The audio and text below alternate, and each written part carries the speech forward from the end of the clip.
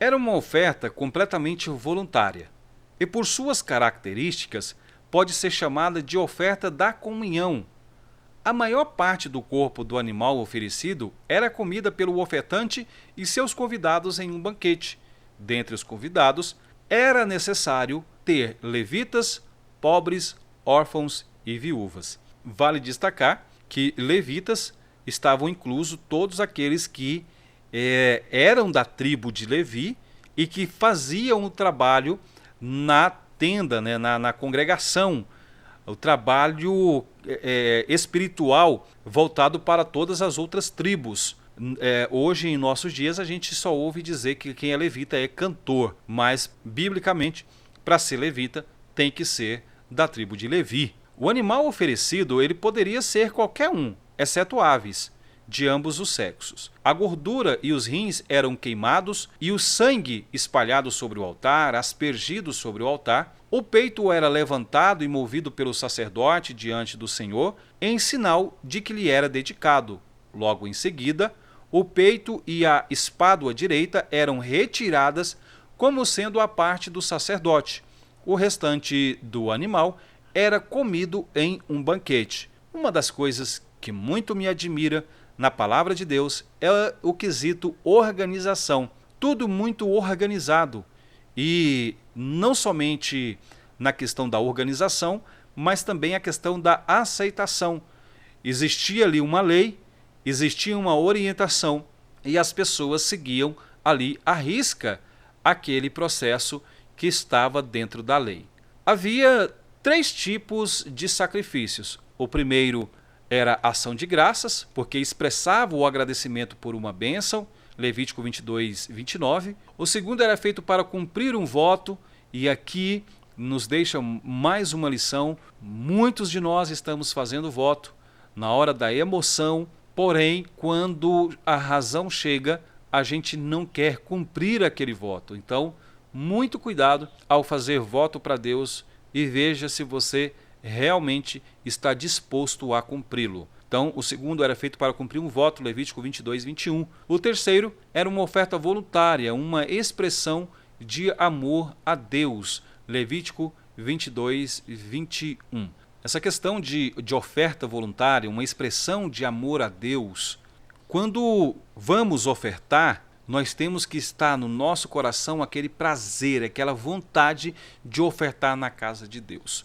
Se no seu coração ali você está naquela de vai entregar uma oferta por obrigação, é melhor que você não entregue. Vai por mim. É melhor que você não entregue. Agora, se você estiver com muita vontade, se você estiver muito grato a Deus por tudo que Ele tem feito na sua vida, e se você vê que aquilo ali é muito pouco para o tanto que Deus faz na sua vida, aí sim você vai lá e entrega a sua oferta, porque ali você entendeu o que Deus tem feito na sua vida. Tinha como objetivo expiar pecados cometidos por ignorância. Ele dava ao israelita a condição de manifestar tristeza e arrependimento do pecado, bem como o desejo do perdão e purificação. O sacerdote ou a congregação deveria oferecer um novilho, o animal mais caro. O governante oferecia um bode, uma pessoa do povo, uma cabra ou um cordeirinho. Os pobres ofereciam 2 rolinhas ou 2 pombinhos. E os muito pobres, uma medida de farinha. Como essa oferta tinha a intenção de expiar pecados, não era permitido que o ofertante comesse da carne do animal. Porém, era dada ao sacerdote oficiante uma pequena porção. Essa porção deveria ser comida no lugar santo como prova de que os pecados haviam sido perdoados. Mas quando o sacrifício era em prol do sacerdote, então todo o animal era queimado. Ainda que se assemelhe com a oferta anterior, acontecia em caso de violação dos direitos de Deus ou do próximo, tais como descuido no dízimo, pecados relacionados com a propriedade alheia e furto. O ofensor confessava o seu erro com restituição e acréscimo de 20%. Se a restituição não fosse possível ao ofendido, deveria ser entregue ao sacerdote.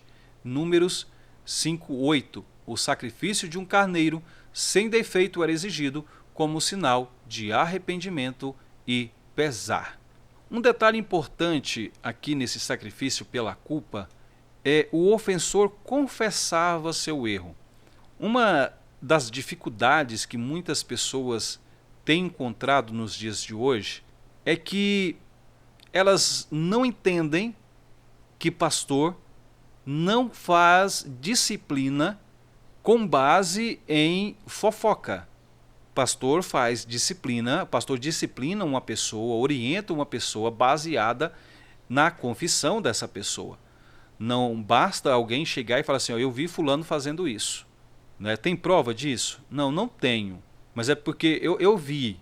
Ou então a pessoa fala assim, me falaram, me disseram. Né? Então o pastor, ele não vai disciplinar, um pastor sábio, ele não vai disciplinar uma pessoa baseada em falas de terceiros. Ele vai fazer a orientação, disciplinar aquela pessoa baseado no ato de confessar dessa pessoa, no ato da confissão.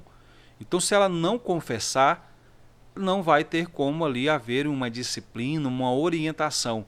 É onde muitos têm entrado em conflito espiritual, muitos têm se distanciado de Deus, porque estão fazendo a sua autodisciplina. E a autodisciplina ela é muito perigosa. Então fica a pergunta, pastor, o que é a autodisciplina? É eu errar e eu mesmo tentar ser meu pastor, eu mesmo tentar me disciplinar. Isso vai dar um BO muito grande, isso vai dar na sua cabeça, porque você não vai conseguir se disciplinar, porque o que vai acontecer? Quando você tentar se autodisciplinar, você vai ser o culpado, você vai ser o advogado, você vai ser o promotor e você vai ser o juiz e você vai se absolver. Então esse é o perigo da autodisciplina. Deus me entende, a Bíblia vai dizer que o espírito está pronto, mas a carne é fraca. Sim, mas quando o espírito está pronto e a carne é fraca, você não vai dar vitamina, não é para a carne, você vai dar vitamina para o espírito, fortalecer ele cada vez mais, porque aí ele vai dominar a sua carne, tá bom? Fica aí esse conselho. Nos capítulos de 8 a 10, o que vemos é a consagração de Arão e seus filhos, bem como a sua iniciação no sacerdócio. Antes do êxodo, o chefe de cada família, ou mesmo o primogênito, desempenhava o papel de sacerdote familiar. Mas com as exigências por causa do novo sistema sacrificial, a institucionalização do sacerdócio foi necessária, o que aconteceu no primeiro momento através de Arão e de seus filhos. Lembrem-se que o livro de Levítico é um livro onde vai falar sobre legislação, sobre o processo legislativo, então é por isso que muitas pessoas encontram aí algumas dificuldades. Então, nesse livro, a gente aprende que antes do êxodo, o chefe de família ou mesmo o primogênito desempenhava o papel de sacerdote familiar, mas aí com a implantação do sistema legislativo vieram as exigências, porque foi implantado ali um novo sistema, que foi o sistema sacrificial, a institucionalização do sacerdote foi necessária, o que acontece aí no primeiro momento com Arão e seus filhos. A vocação sacerdotal era hereditária. Os levitas ajudavam os sacerdotes em seus deveres e transportavam o tabernáculo, bem como faziam seus cuidados. É importante nós observarmos a questão dos sacerdotes. Para ser sacerdote tinha que ser da tribo de Levi, não somente isso, também tinha que ser da família de Arão. Tá? Então quando você vê falar do sacerdote, aí você vai ver que ele é da linhagem não somente da tribo de Levi, mas também da linhagem de Arão. As funções do sacerdote, dentre elas estava servir como mediador entre o povo e Deus pela intercessão. Hoje esse papel é desempenhado pelos pastores. Consultar a Deus para saber a sua vontade, transmitindo-a ao povo. Então um pastor sábio, ele vai orar, ele vai falar com Deus, procurar saber a vontade de Deus e transmitir ao povo. O pastor ele não vai ali ficar jogando indiretas para os irmãos na igreja, tipo, alguém chegou nele e confessou um pecado, ou ele está sabendo do pecado de alguém, ele vai usar o púlpito para ficar jogando indiretas. Esse é um ato imbecil, esse é um ato inaceitável que se faça isso em cima de púlpitos da igreja. Usar o púlpito para ficar fazendo vingança, usar púlpito para ficar jogando indireta. Tem pessoas que fazem isso até quando vão cantar, pregar, saudação, testemunho, e isso é muito errado. O nosso dever é orar, saber a vontade de Deus e transmitir essa vontade para o povo. Pastor, mas a vontade de Deus está no texto bíblico. Sim, mas infelizmente muitas pessoas têm dificuldade de compreensão, dificuldade de leitura. Então faz-se necessário aqueles que são chamados para o santo ministério para se dedicarem, buscarem saber a vontade de Deus para o povo e na hora do culto, na hora da escola bíblica, ou até mesmo no trabalho, onde você estiver, você saber transmitir a vontade de Deus para as pessoas. E por último, ser intérprete e mestre da lei. É inaceitável que alguém entre para o ministério sem ser estudante da palavra de Deus, sem saber interpretar um texto bíblico de forma exegética. Tem muitas pessoas que pregam não baseado naquilo que ele leu, mas naquilo que ele ouviu. E tantos outros se prendem somente a esboços da internet. E quando vão pregar, não pregam com muita propriedade, porque aquele texto não saiu do seu coração e da sua intimidade com Deus. Aquele esboço ou aquela pregação completa que ele levou ali, ela não custou o jejum dele, não custou a oração dele. Mas aí fica a pergunta, pastor, é errado usar esboço pronto? Não, não é errado. Às vezes você tem que ir ali, você pode pegar um esboço, mas você vai apenas pegar o esboço, não a pregação completa. No decorrer do nosso curso, nós vamos aprender a fazer esboço. Então, mas o problema é que muitos pegam a pregação completa.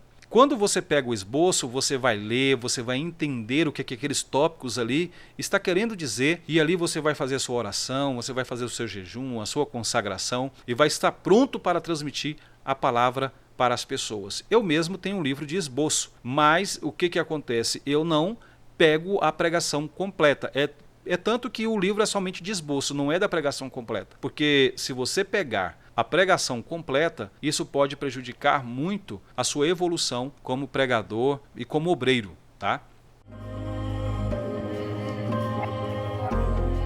O sumo sacerdote era o sacerdote mais importante. Somente a ele estava autorizada a entrada no lugar santíssimo uma vez ao ano para expiar os pecados da nação. Somente ele carregava os nomes das tribos no peito através do peitoral. Somente ele tinha autorização para consultar a Deus pelo uso do Turim e do Tumim, e simbolizava também Jesus Cristo. O livro de Levítico, ele é muito maravilhoso, e nessa grade do curso que eu estou ministrando não tem a matéria tipologia, porém eu vou trazer a matéria tipologia para vocês, porque a tipologia é você pegar os livros de evangelhos, Mateus, Marcos, Lucas e João, junto com Levítico. Meu Deus, é tremendo fazer esse paralelo entre eles, utilizando-se da tipologia, e a gente vai sim aprender sobre isso também. É o que eu tenho dito para vocês. Quem tem paciência, tenho certeza que vai aprender muito. Aos apressados, aí infelizmente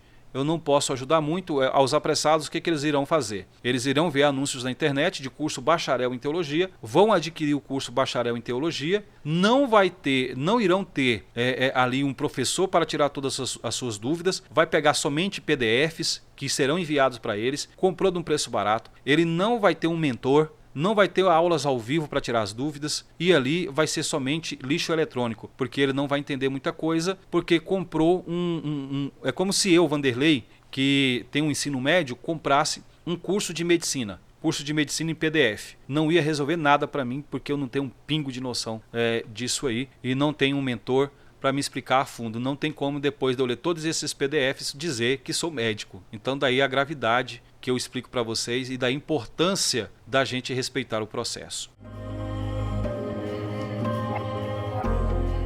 Os capítulos 21 e 22 de Levítico trazem essas informações, esses requisitos para ser sacerdote. Precisava ser um homem sem defeito físico. Aqui vale destacar quando Jesus está no Getsêmani e os oficiais chegam para prendê-lo, e Pedro tira com a espada a orelha de um deles. E esse rapaz, esse soldado, que tem a sua orelha arrancada, ele era da linhagem sacerdotal, então ele estava para futuramente ser um sacerdote. Então ele não podia ter defeito. Então daí que Jesus pega a orelha dele e coloca de volta, né? Olha só que bacana aí essa curiosidade. Deveria casar-se com uma mulher de caráter exemplar. Muitos obreiros se frustram no ministério devido ao casamento. Ele quer ser obreiro, ele quer ser pastor, mas a esposa pega e fala para ele que não quer isso para a vida dela. Se ele quiser, ele que vai.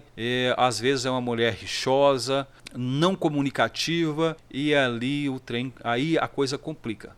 Não deveria contaminar-se com coisas imundas. E hoje, nos nossos dias, nós, os obreiros, obreiras, temos que tomar muito cuidado, porque as coisas imundas estão em cada esquina, tá? E se não tomarmos cuidado, está também na nossa mão. Basta um acesso errado. As vestimentas dos sacerdotes eram feitas do melhor linho e era quase uma obra de artista. Eu fico imaginando um sacerdote chegar com uma vestimenta dessa nos nossos dias atuais. Meu Senhor! Os juízes de plantão iriam fazer cada tipo de comentário que... misericórdia! Os sacerdotes usavam uma túnica branca, lembrando-lhe de sua responsabilidade de viverem uma vida pura e santa. Também usavam um calção ou uma mitra, cobertura para a cabeça de linho fino. Na mitra, ou turbante, estava colocada uma lâmina de ouro puro com as palavras "Santidade ao Senhor", o que significava que Deus é santo em sua essência e que a santidade é indispensável a todos aqueles que invocam e adoram. Como que está a nossa vida na busca pela santidade? Como que está? É sempre importante nós fazermos essa pergunta. Quando começamos o nosso dia ou quando nós terminamos o nosso dia, como é que eu fui hoje? Eu fui santo ou fui profano? Isso é forte. Imagina se todo dia nós fizéssemos esse tipo de pergunta, tenho certeza que teríamos uma vida melhor diante de Deus.